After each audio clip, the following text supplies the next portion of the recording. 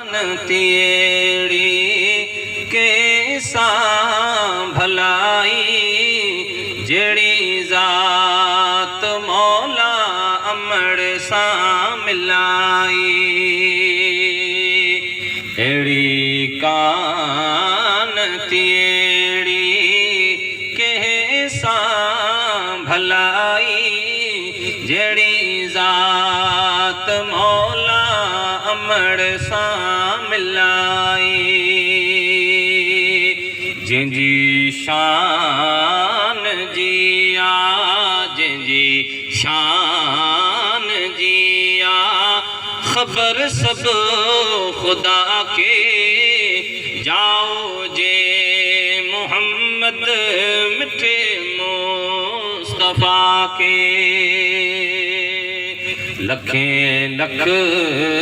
मुबारक लखें लख मुबारक अमड़ आमिना के जाओ जे मोहम्मद मिठे मुस्तफा के। चौ सुभान अल्लाह कि दिठा दे सारे नूरानी नजारा आया मरहबन ले सिज चंद तारा। चौ सुभान अल्लाह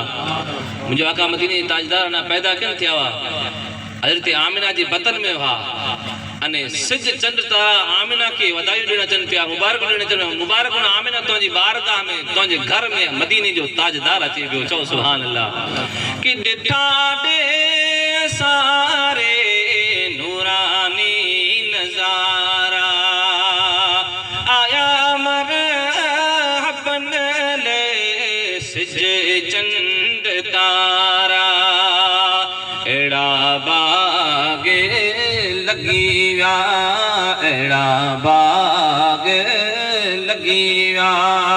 अमड़ आमिना के जाओ जे मोहम्मद मिठे मुस्तफा के लखें लख मुबारक लखें लख मुबारक अमड़ आमिना के जाओ जे मोहम्मद मिठे मुस्तफा के। नबी सब नबियन जे घर मंझ अचियो। चौ सुभान अल्लाह सुभान अल्लाह चवण फ़ाइदो आंजो है आवां खे वार वार मूंखे चवणो न खपे। अगर असांजी सिंधी इलाके में असां पढ़ंदा आहियूं ना त माण्हू जज़्बे में सुभान अल्लाह चवंदा असांखे चवणो न खपे कि नात हुज़ूर जी नात हले पे ने अगर आंजो हिकिड़ो सुभान अल्लाह हूंदो त अल्लाह ताला आला करे जन्नत में खजूर जो दरख्त लगाए छॾियो। चओ सुभान अल्लाह फरमाइनि था कि नबी सब नबियन जे घर मंझ अचियो मको पाक ते दम रहमत सां रचियो एड़ा बाग खिली व्या एड़ा बाग खिली व्या अमड़ आमिना के जाओ जे मोहम्मद मिठे मुस्तफा के लखें लख मुबारक लखें लख मुबारक अमड़ आमिना के जाओ जे मोहम्मद मिठे मुस्तफा के। खुशी कई रब घणी मलाइकन सां गॾिजी गाया गाज हूरन वया मश्क मल जी सवे हार